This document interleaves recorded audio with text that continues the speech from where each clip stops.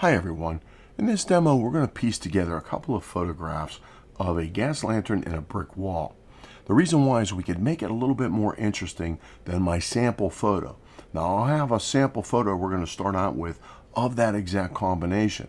But it's kind of lacking interest, composition, just anything you could think of, it's kind of lacking. So what we're going to try and do is make something a little bit more interesting with combinations of other photographs. But the one thing we have to go over is when you start piecing things together from different photographs, you got to make sure you keep some things in mind. Proportions, the same perspective, whether it be colors, if they go well together, things of that nature that may not portray your watercolor as you intended it. And what I mean by that is when we're first starting out in watercolors, I notice a lot of folks have troubles doing a watercolor technique, but sometimes that's not the problem. Sometimes it's your perspective, your actual composition, or maybe even your proportions might be a little bit off. When something looks bad or wrong, it may not be the watercolor technique itself. It may be the drawing, the layout, or the thought that went behind the painting itself. So unfortunately, it's a good idea to take everything as serious as a watercolor technique.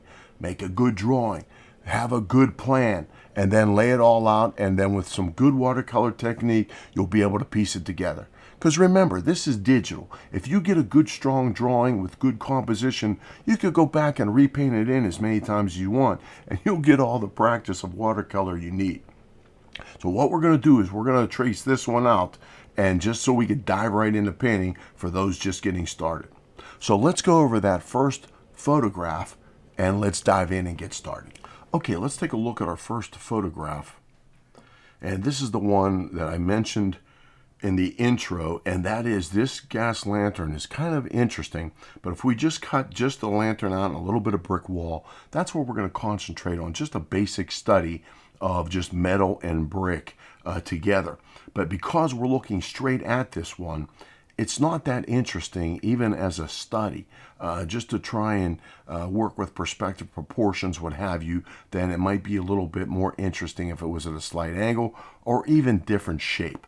So what we're going to do is take a couple of pieces of other photos and piece them together and try and make our own little setup. Now this brick wall is also a little wee bit different, that it has raised mortar than actually recessed mortar. So that even makes a difference. Now the only thing I could stress is anytime you start painting, especially if you paint a little bit more serious, but no matter what you paint, take the time to learn about what you're painting, just as a suggestion. The only reason why is then you will know why it is the way it is in a photograph. For example, some of these bricks, you actually only see the end of them, and then others you see the full side. Now there's different specific brick patterns to build specific brick walls, especially in a historic way.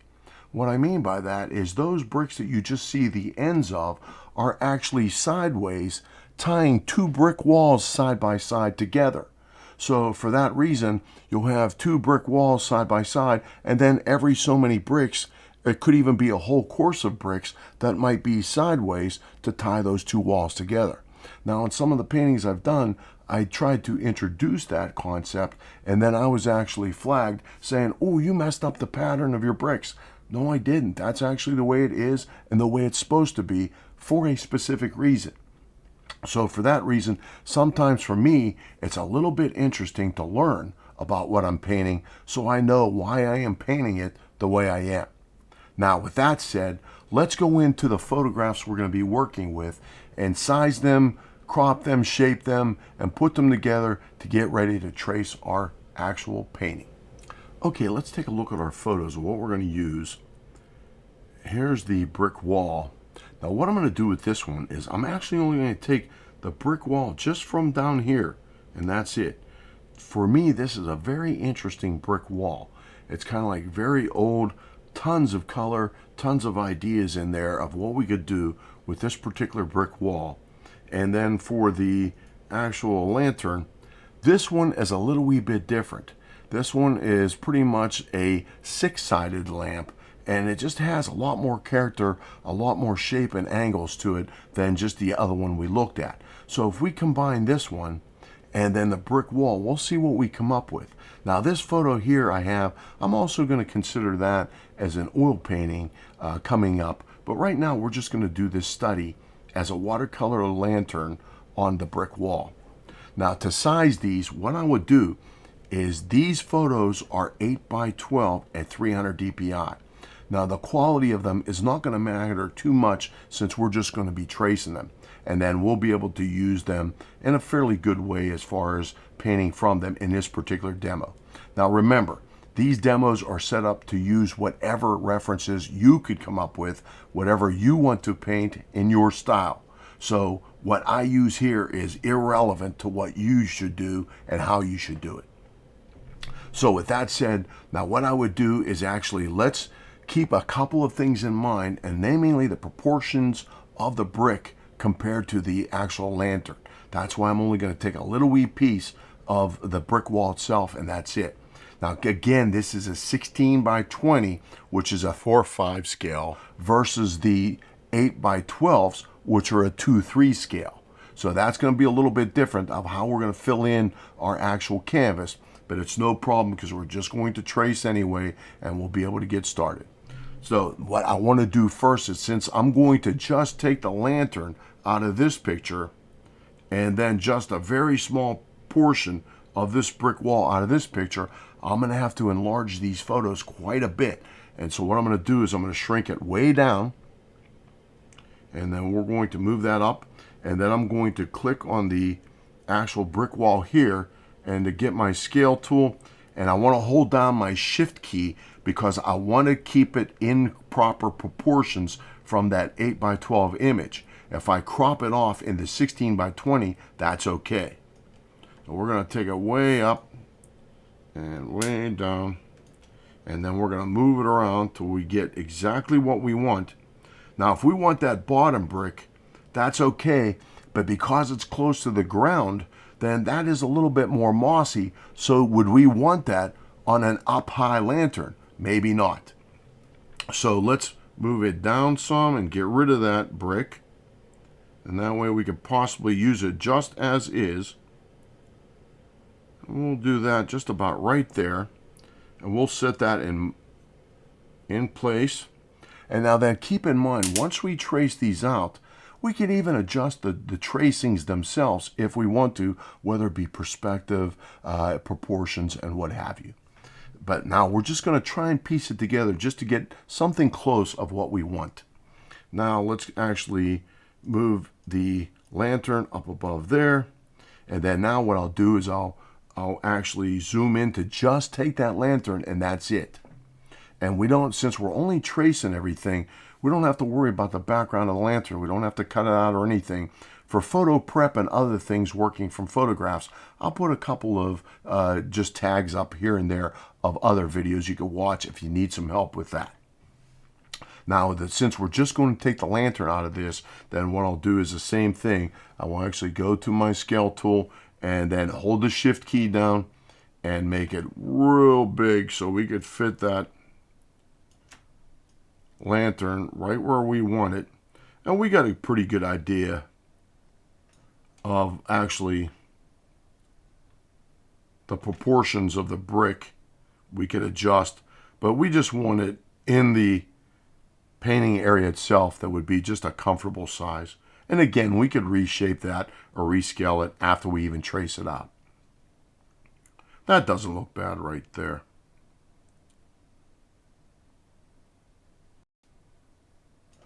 And then we'll just hit OK. And then that's it. And then now if I even make this actually at 50%, then we'll get a rough idea what it'll look like. And that's what our lantern will look like up against our brick wall. So it looks like we may have to adjust the perspective of our brick wall compared to the actual lantern. So we could do that also. And that we would actually go back to the brick wall and then go way back down and hit our move tool.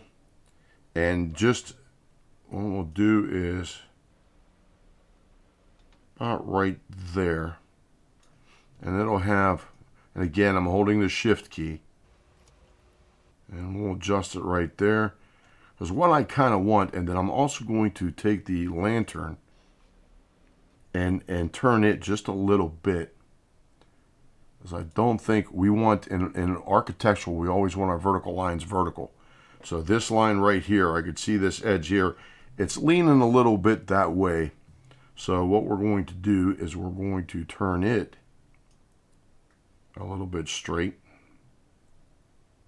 And then now, what we're looking for to make things in proper proportion, proper perspective, I'm looking for this right here, this straight edge here, to be somewhat parallel to the edges of the brick on the courses right here of these courses, and then they would also be parallel with the top or bottoms of the bricks.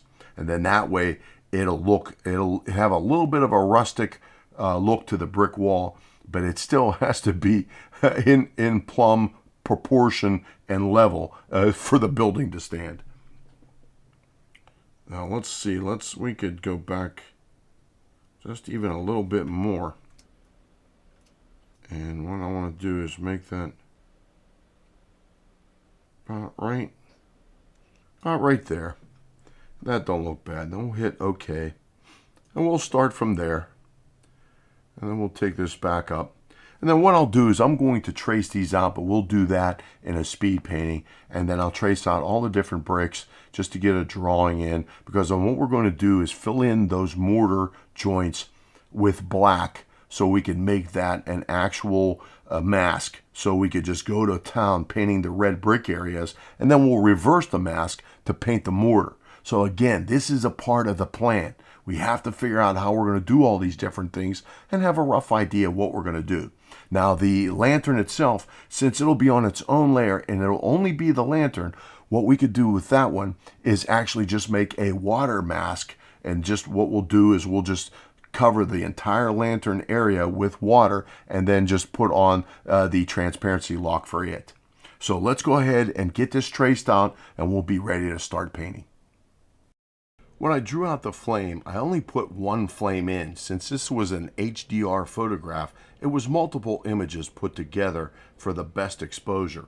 If I would have used this as a photograph, I would have retouched out one of the flames, but this is only just a reference. Okay, let's see what we got. Now, what I'm seeing already is I think the bricks are too big in my original brick wall sizing. When I recropped it and resized it, I think I made them too big. Now, if we change things around, we may solve one problem, but actually create another one. And what I mean by that is I went ahead and made another brick wall sizing, and that's this one right here. I like the size of these bricks a lot better compared to the lamp, because if we go to our original reference that we worked from, the bricks themselves, we got about at least 10 or 11 brick high, and these lamps are roughly the same size, only because since I took the photographs, I know how they are in relationship to each other. That's why I always stress to take your own photographs if you can when you're working from reference. That way you'll have a better idea of what's going on in the photograph because you have taken it. Now, we'll close this out. And with this now, the only problem is now the lamp itself is pretty close to this pillar if I leave that pillar there. Now I actually thinking about it, this pillar might add some interest to the brick wall. Just instead of a flat brick wall, it may add a little wee bit of character to the brick wall itself with a little bit more form instead of just a flat wall. But then what I did was I just duplicated over the lamp drawing, and then what I did was move it up. I'll turn this one on, turn that one off, and I moved it up to the upper left-hand corner. And then this way, I think with the pillar down here and the lamp up here, I would give that a try. And then the greens of the brick are now exposed, but then we'll just have to remember to paint those just like the other bricks that are on the wall that are nice and dry and away from the sidewalk. Now, what I would also do is, and I'll just retrace this out in a speed painting and retrace this brick wall, and we'll go from there. But what I'm also thinking of is To make this even also a little bit more interesting, what if we also just did it more of like a vignette type of painting, and maybe not even paint these bricks up in here or down in here, just kind of a hint of bricks behind the lamp itself, but then only paint certain sections of the brick here and there, and then just actually go with like a traditional watercolor type look, in the sense of we'll make it almost more like a vignette type painting. And if we do that, keep in mind we could also just paint everything back in, but we could also even have a couple of different versions if you want to. Now I'm just going to make this a vignette type painting, and then we'll go from there. But right now I'm just going to speed paint the new brick wall, and then we'll get ready to start painting. I'm using black to go over the mortar joints. This is what I'll make my mask out of. Then this way I could reverse the mask and work on just the bricks or just the mortar. They vary quite a bit in textures and colors, so I want to protect one from the other. I'll go into the lamp and make it blue. This way I could select that particular blue area and protect my lamp from the wall. I also want to select the foreground wall and make it separate from the background wall, so I vary the patterns and colors. Okay, time for a quick update. I'll go over what I went through here, and more importantly why I did it. And the first thing that probably jumps out at you is this red wall here. I sectioned off this wall. I'll turn off the opacity because I want these two walls to be separate. I don't want to paint patterns and colors over both walls and then try to define the shadowed area of the back wall. That would be a little bit confusing. So I could put down a light colors here and there, real subtle light colors. In other words, real subtle yellows, reds, oranges, raw siennas, those kind of colors. But then once I start getting into spotted patterns or a little bit more detail, streaky patterns, then I want them to be separate. I don't want this to be confusing. This is a completely separate wall. So I want to define it as such, and that'll also help give it depth. If something jumps out at you, sometimes you may want that, other times you may not. Now, with this particular setup, what I'm trying to do is I section this off right here, the red, but then what I could easily do is, since I have that now as a separate layer, I could easily click on that with my magic wand and immediately make it a selection at any time throughout it, my painting, that I could save it as a reb file and then know that it'll always be there. That's the same thing now with, if I turn this layer off, I'll deselect, and then if I turn on the lamp, then I could do the same thing just by hitting my magic wand. I could instantly select just the entire lamp area. So now if I want to work within the lamp, then I can. Now here's what I want to show you. Now with all these demos, I try to show you several different ways of doing the same thing. And then it will be up to you which way that will work best for you. But one way might work good for one painting, another way might work best for a different painting. What we're going to go through is why you would want these areas selections off into a specific working area. And I'm going to show you that next, that we're going to go over why it's going to give you a much different result if you free paint in a specific area versus trying to paint up to the edges or trying to paint around things. That's a completely different effect, and it'll be up to you. You either put in the time defining your work area in a really precise way, or you have to work a very precise way of painting around things. Either way, it's going to roughly amount to the same amount of time, but the effects will be completely different. Let's go in and see how we're going to paint this. Okay, let's take a look and see how we could do this in a couple different ways. I'll go ahead and turn off the lamp, and I went ahead and just drew out just a real quick area of something we could draw in or paint in by hand without any protected selected areas.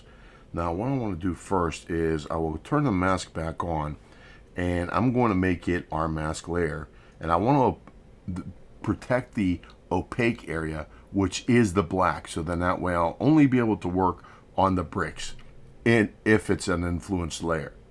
So I'll make that the mask, and then now what I want to do is, if I create another layer, we'll just leave it layer 1, and then that will be what we could paint freehand without any protected areas, because it's not an influenced layer, so I'll be able to paint anywhere I want.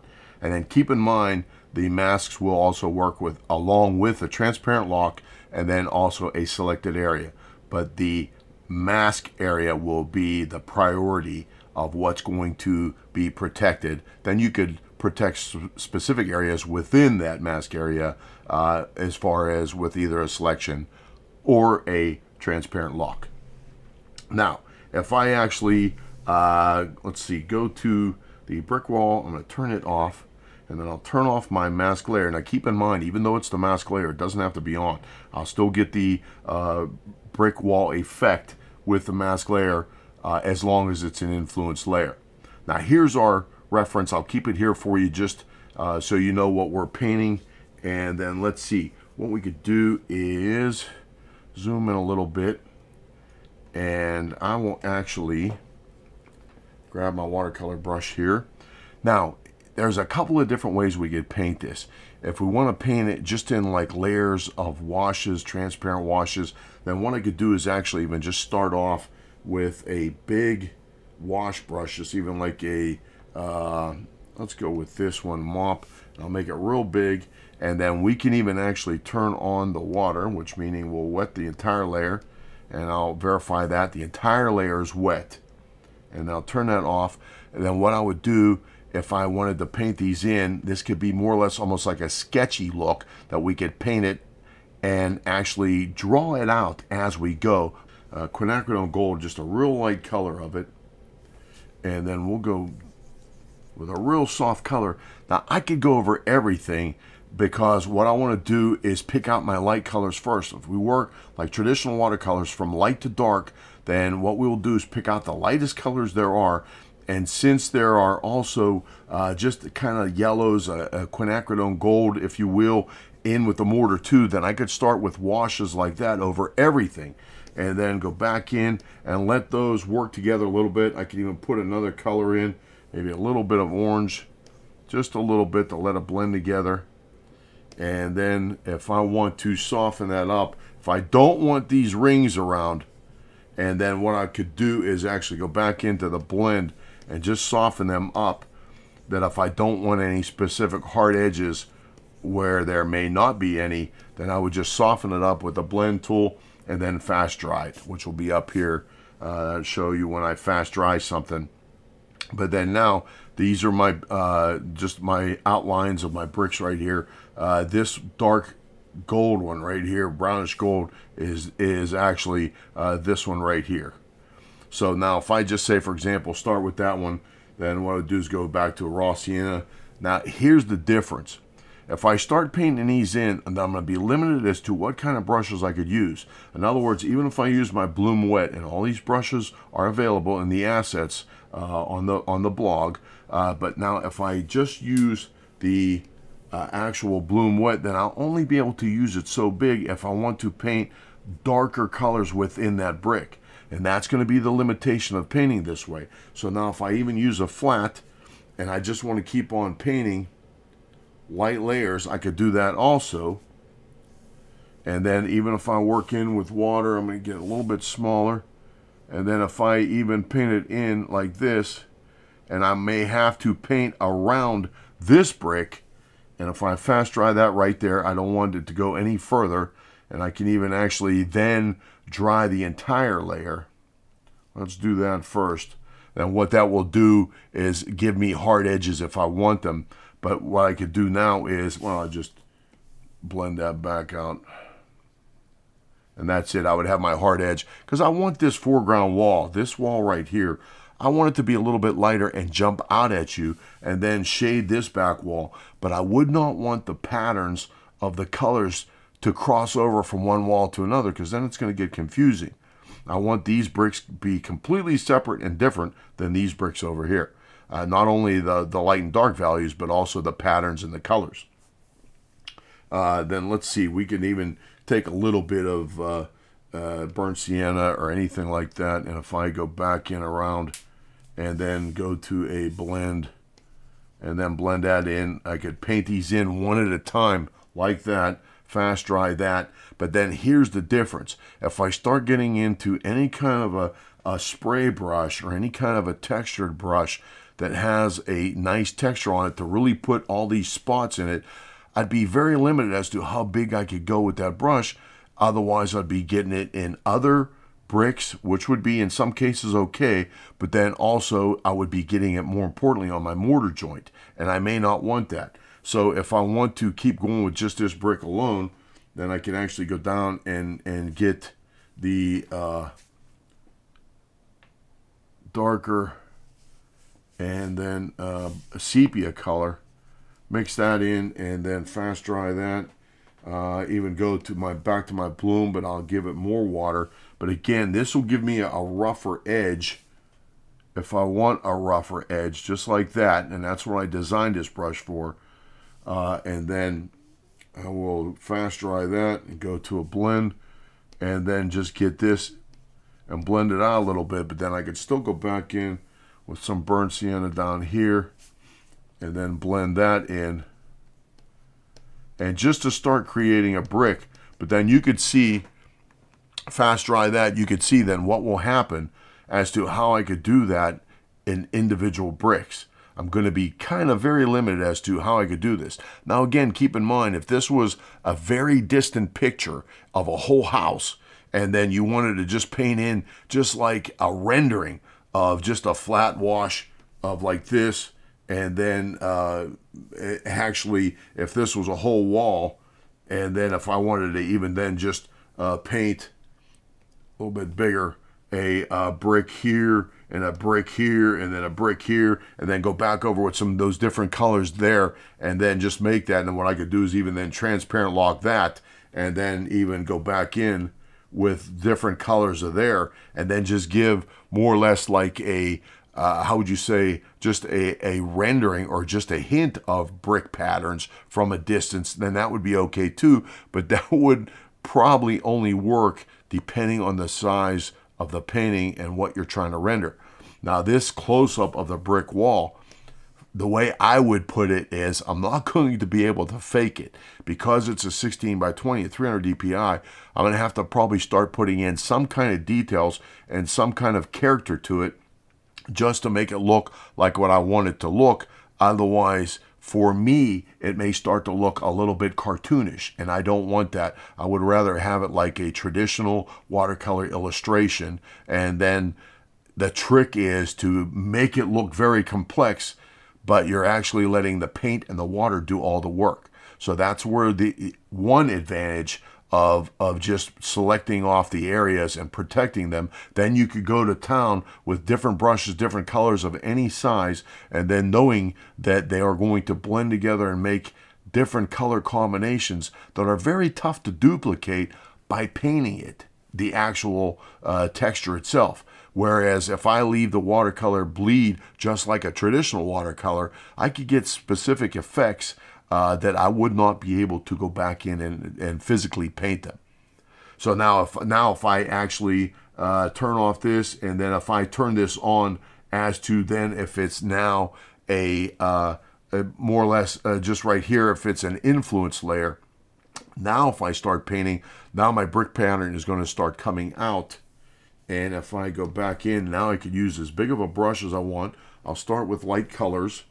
Let's start with even the orange or quinacridone gold, and I will make it real big and just real light. But now it's going to actually stick to my brick pattern, so wherever I paint, I'm going to actually let me wet the layer.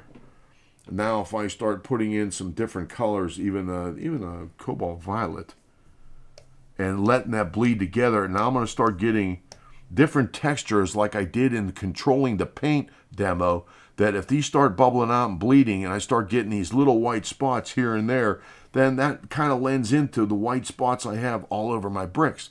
But I'm not doing anything special. I'm just leaving the paint blend, but I can't do that when the brush is real small.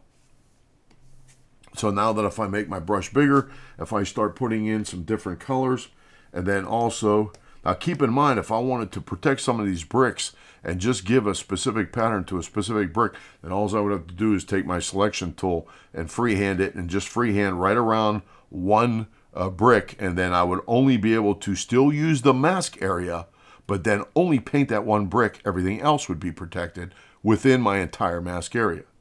So now I'm leaving these all bleed and blend. If I go back into any kind of a strong textured, let's see, let's get the sand one, and we'll go with a strong red. I'm going to put and then that is going to create a very unique color there. And let's see some of the golds. And I will definitely splash some colors around, and then even maybe a little bit of terra vert.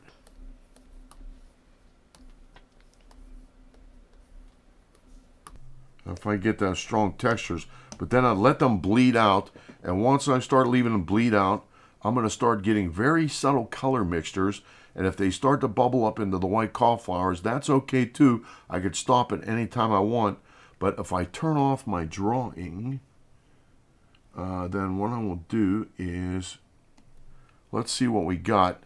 And then here's the difference. I have the one brick I just started freehand in here, and then I have the other bricks down here, and they're starting to create all kind of textures. But then here's the thing, if I want to dry this entire area, the trick about spontaneous colors is that if I start seeing some of these shapes, and even if they are, for lack of better words, the fungus, the moss that's growing along it, whatever the case may be, if I go back in with a real fine script brush and even make it a little bit smaller, take the opacity down just a little bit, and if I go back to a sepia or a raw sienna and make this bigger, if I start making little lines, that's too dark. If I start making little lines around some of these shapes, it's going to look like a shadowed patch of moss, and I didn't do anything other than just draw a line around these, and I can make it a little bit darker. And that way, all I'll be doing is adding form to a shape that's already there.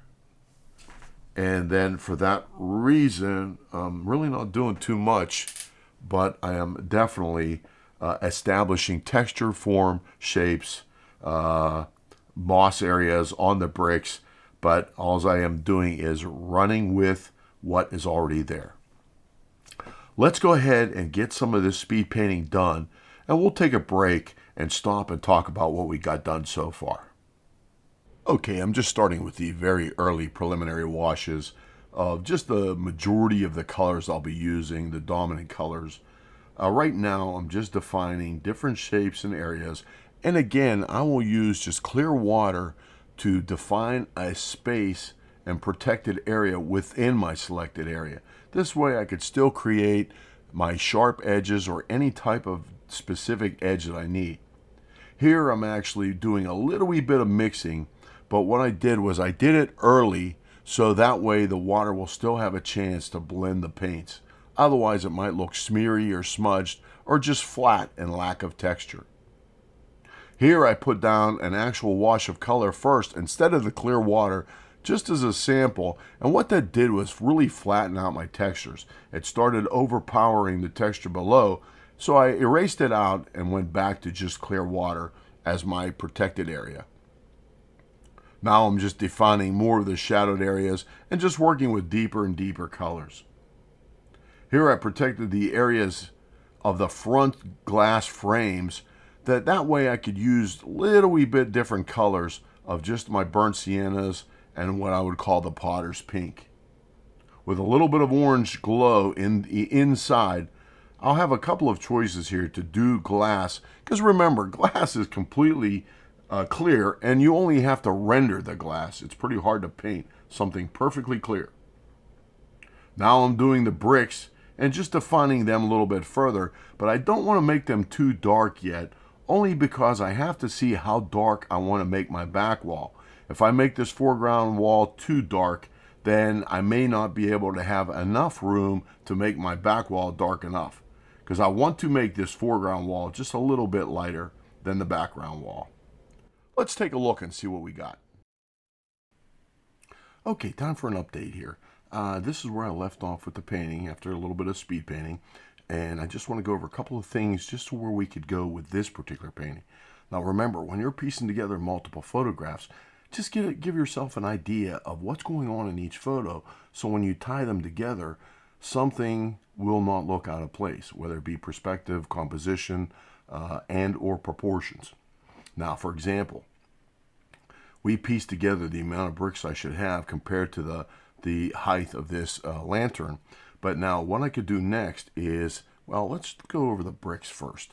Now here's the bricks, and this is the colors, and you can see there's a ton of texture in them, and then even some very subtle shadows around some of this mortar that's out front. As I go over this particular wall, it's only about 30-40% done. I could definitely add some more stronger textures to it. And then also, what I was doing was just taking my bloom brush and then just going over the very bottom edges of it, but then it'll bleed up into the brick, but because of the mask, I'll still have the edge of the brick that I want. And that is not something I can do with just a brush without a protected area. And that's why sometimes I'll even use clear water to divide off a particular section within that selected area. Then that way that gives me the chance to make straight edges if I need them or what have you. Now this particular wall here, let's go back to the lamp.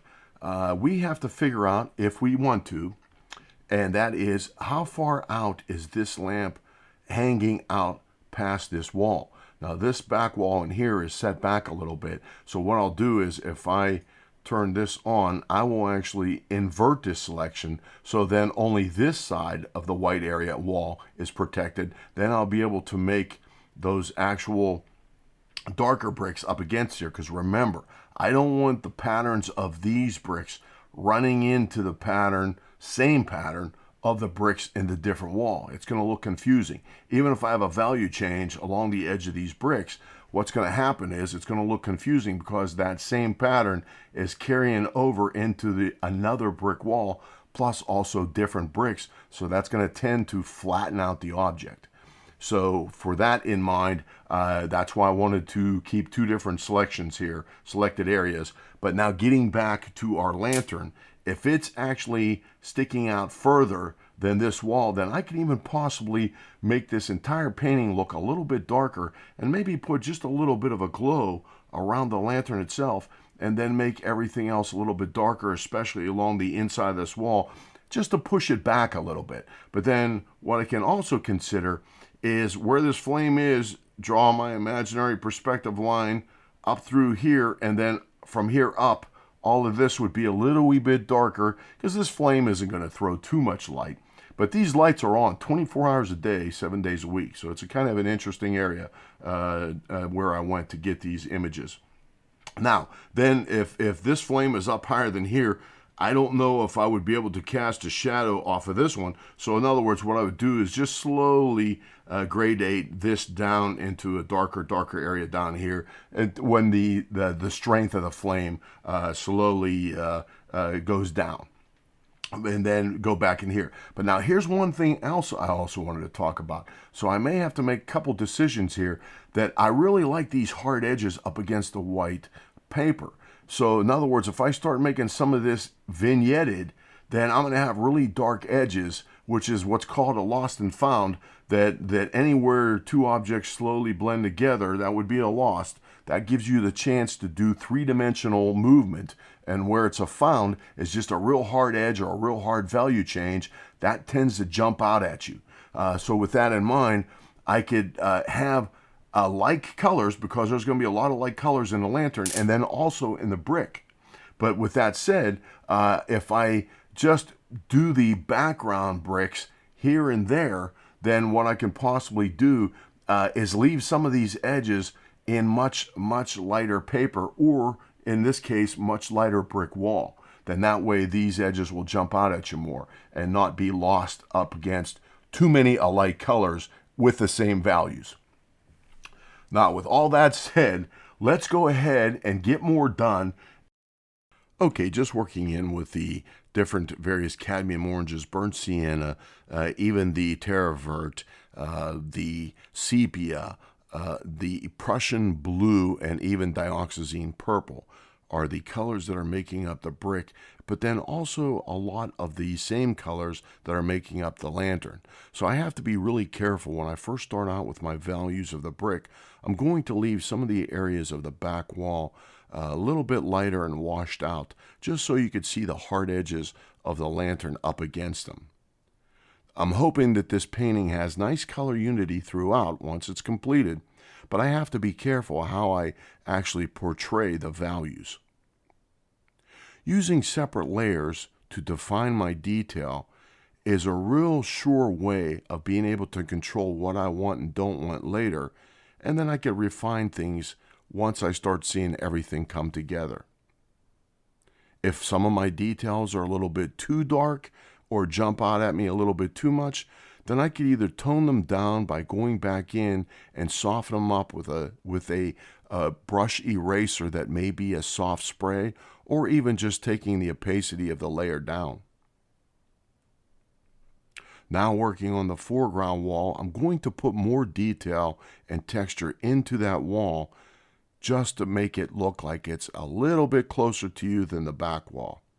It will have a stronger focal point with more detail. And again, I'm putting down more paint than necessary because I plan on lifting some of it out. Now again, you could do two things. One, you could either lift it out with an eraser, or you can actually go back over it with lighter colors on its own unique layer.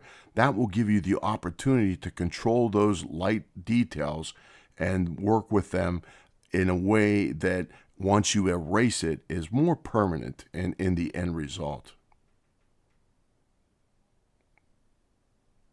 Working on the splatters, again, without a masking system, it would be very tough, almost impossible to use a big brush that has a splatter ability to create the unique shapes that you may get from those man-made old-fashioned brick.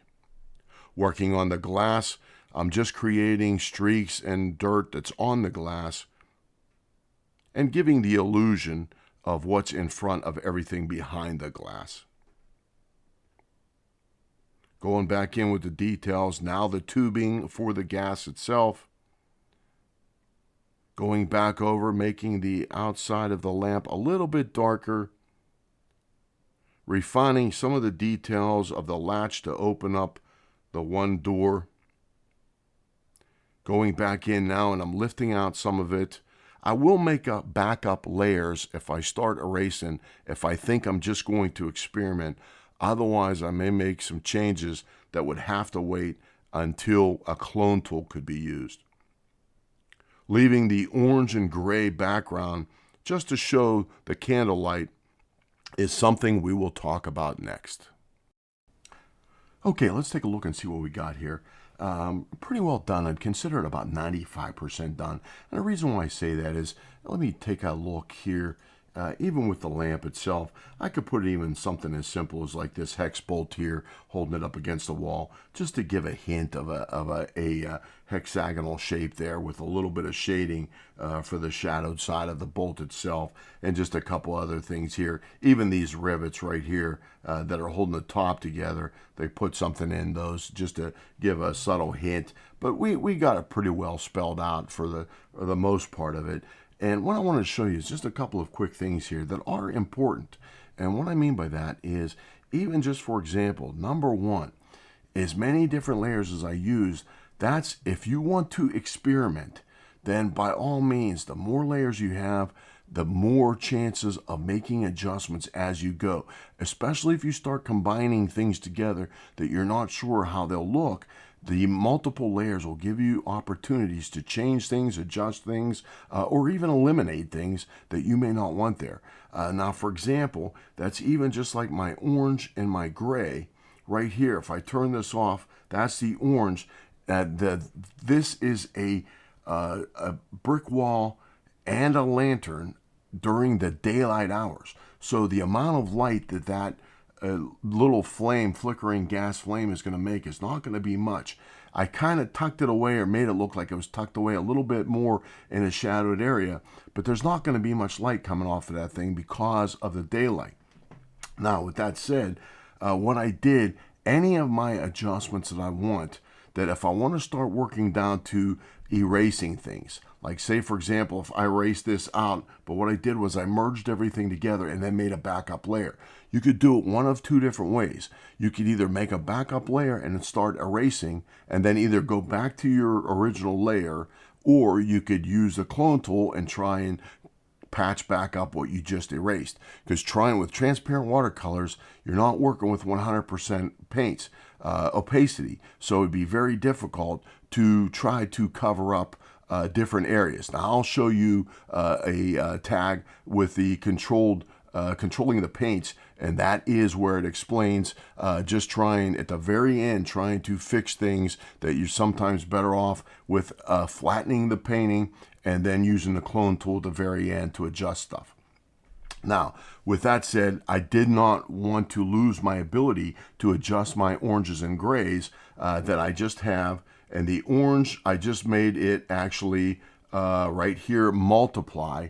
And then the gray I have as also multiply. So those two layers I have there that if I don't want that, I could just eliminate it and leave it just the way that is now, or I can add just a little bit of a snap to it, and then that would be it. That'd be very subtle color changes of the brick themselves.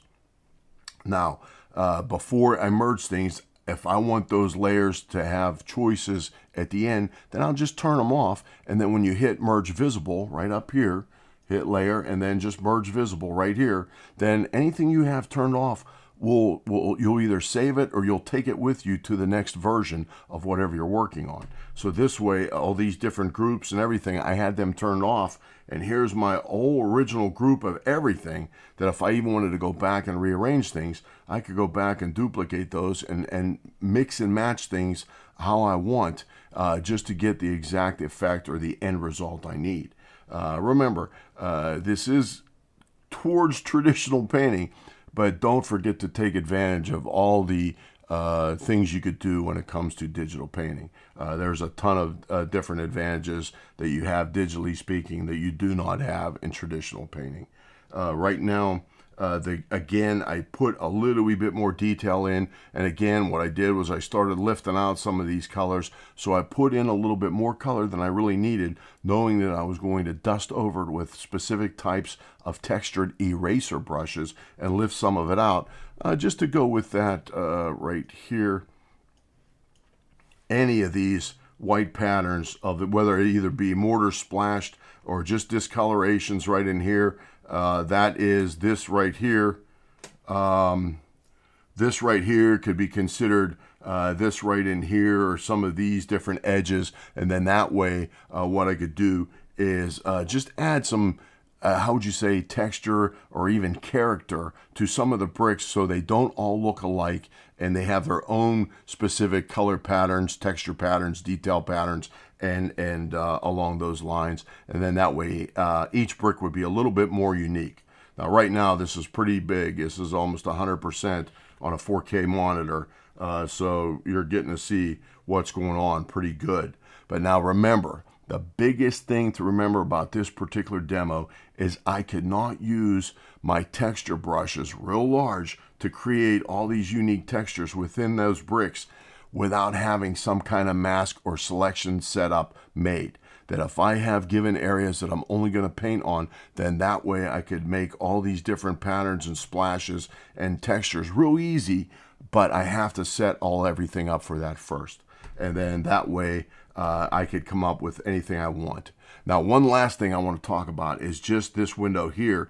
I knew that this window, let me show you, I'll show you the differences between these two. And that is, since I took the pictures, this is an HDR picture, meaning that it's a minimum of usually 3 pictures for myself to combine into one. And that's why I got the double flicker of flame here. But since I did that and I know that, then I know the flame is not that way. It is actually more along the lines of this right here. This is what it looks like. And for that reason, that is the way I painted it in the end. And that is sometimes the advantages of taking your own photographs. The photography is not always as accurate as it seems to be, or someone would think it would be. So, in other words, sometimes there's some a little bit of a hidden story behind a photograph that you may want to know about as you're painting, so you don't duplicate a mistake or an inaccuracy of something else. But what I did do on this window here, if I look at the finished one, this piece of glass right here is reflecting this wall so hard that you really can't even see through that glass. This one you see through, you see the flame, the back framework. This one here, same thing, you see this back framework, the back glass pieces. This one you don't see anything. So what that's telling me is it's just about 100% reflection, but it's reflecting what's in that particular photo. So what I wanted to do was change that scenario, and what I did was I just clipped out a little rectangle shape of brick here, and then tilted a little bit because the glass is on an angle, and then put it in there underneath behind my frame, and then just erased out the rest and left that frame like that, so it was pretty much reflecting the brick wall itself. Now again, we're not going to have too much light coming from this, so I could either just leave my gray and orange as I have them, or now I can even just turn them off and just leave it a straight brick wall with a very subtle flame. But now that we combine these two different photos, I think it worked okay.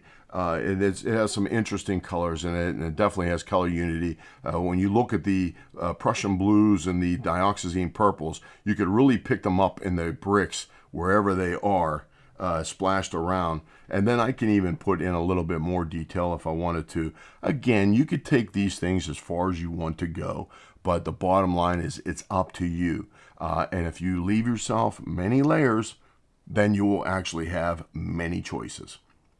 Now, with that said, I think we'll call this one a wrap.